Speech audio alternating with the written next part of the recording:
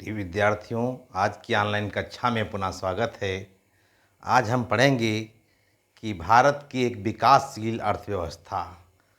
तो भारत जैसे कहा जाए कौन सा देश है, तो भारत एक विकासशील देश है। विकासशील देश वे देश होते हैं जो विकास कर रहे होते हैं, उसे क्या कहेंगे प्रिय विद्यार्थियों? विकासशील देश। विकसित देश वे देश होते हैं जो विकास कर चुके होते हैं, उन्हें क्या कहेंगे? विकसित देश कहेंगे। जैसे अमेरिका, तो अमेरिका देश कैसा है प्रिय विद्यार्थियों? विकसित देश है। तो आज हम जानेंगे कि भारत एक विकासशील देश है और यहाँ क्या क्या विशेषताएं पाई जाती हैं। तो सबसे पहले लिखेंगे भारत एक विकासशील देश। भारत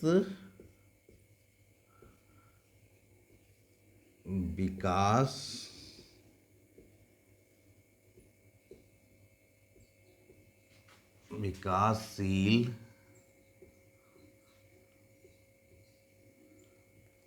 देश।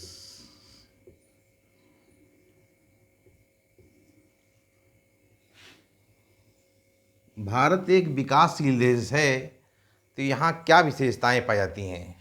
तो हम डाल देंगे भारत की विशेषताएं। भारत की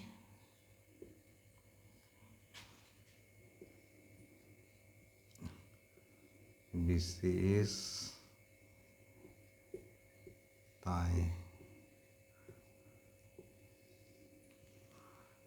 भारत में क्या क्या विशेषताएं देखने को मिलती है? तो भारत कैसा देश है प्रिय विद्यार्थियों? भारत एक विकासशील देश है और यहाँ की अर्थव्यवस्था कैसी है? विकासशील अर्थव्यवस्था है। अर्थव्यवस्था क्या है पहले तो ये जान लेते हैं। अर्थव्यवस्था, अर्थ का मतलब धन और व्यवस्था का मतलब व्यवस्था। तो अर्थव्यवस्था एक ऐसा तंत्र है जिससे लोगों का जीवन निर्वाह हो जाता है। अर्थ का मतलब धन और व्यवस्था का मतलब व्यवस्था। अगर हमारे पास धन की व्यवस्था हो जाए तो जीवन की नैया आसानी से पार हो जाएगी। तो जान लेते हैं तो भारत की क्या विशेषताएं यहाँ देखने को मिलती हैं। क्यों? क्योंकि भारत एक विकासशील देश है। तो यहाँ कहा जाए तो सबसे पहले प्रति व्यक्ति आय कम। प्रति व्यक्ति आय कम। भारत में लोगों की प्रति व्यक्ति आय यहाँ कम होती है। अगली विशेषता क्या है प्रिय विद्यार्थियों? कृषि में जनसंख्या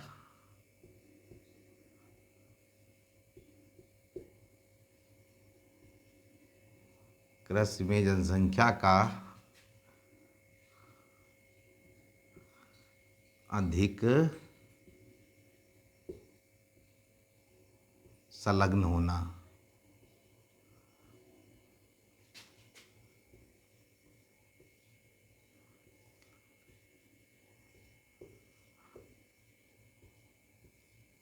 तो भारत की विशेषता ये देखने मिलती है कि भारत में कृषि कार्यों में अधिक जनसंख्या लगी होती है। क्या कहा जाए? यहाँ के लोगों का मुख्य व्यवसाय कृषि है। मुख्य व्यवसाय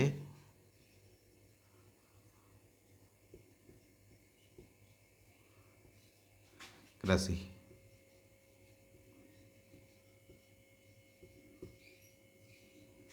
भारत को गांव का देश कहा जाता है और यहाँ के लोगों का मुख्य व्यवसाय क्या है? कृषि है। इसके बाद में अगली विशेषता क्या है विकासशील देशों की? जनसंख्या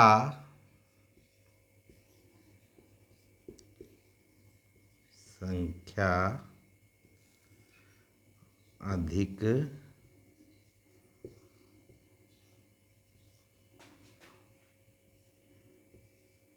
होना।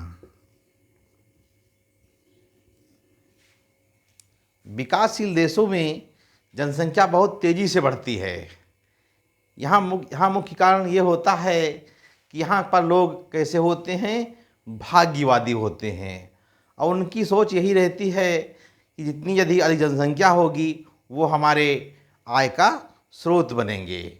इसके बाद में अगला कारण है गरीबी का होना। अगली विशेषता होगी प्रिय विद्यार्थियों, गरीबी का अधिक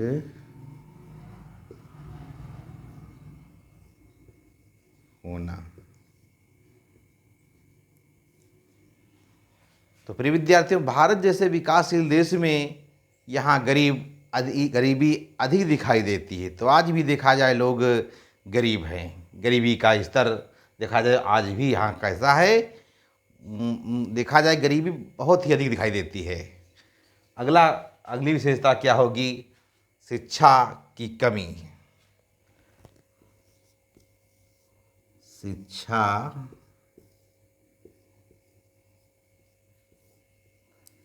की कमी। भारत जैसे विकासशील देशों में देखा जाए तो आज भी शिक्षा की कमी है। तो क्या कहा जाए कि यहाँ पर लोग अपने बच्चों को अधिक पढ़ाना पसंद नहीं करते। विशेषकर देखा जाए लोग बालिकाओं को शिक्षा देना पसंद नहीं करते। तो इसके बाद में अगली विशेषता हम देखेंगे कि भारत एक विकासशील देश है और यहाँ की विशेषता क्या क्या विशेषताएं पाई जाती हैं। तो अगली विशेषता होगी यहाँ पर 7वीं, जीवन स्तर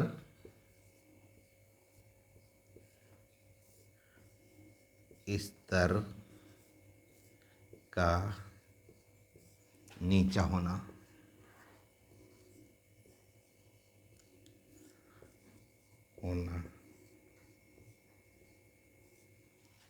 भारत जैसे विकासशील देशों में लोगों का जीवन स्तर कैसा होता है, नीचा होता है। क्यों? क्योंकि यहाँ पर लोगों की प्रति व्यक्ति आय कम होती है। प्रति व्यक्ति आय कम होने के कारण लोग अधिक से अधिक धन अपना परिवार पर ही खर्च कर देते हैं और बचा नहीं पाते। तो जब बचा नहीं पाते, परिवार पे ख़त्म करते हैं, तो कहने तमाम प्रकार की बीमारियों से भी लोग ग्रसित पाए जाते हैं और जिसे कहा जाए कुपोषण के लोग शिकार हो जाते हैं। कुपोषण में क्या होता है, लोगों को पौष्टिक भोजन उपलब्ध नहीं हो पाता।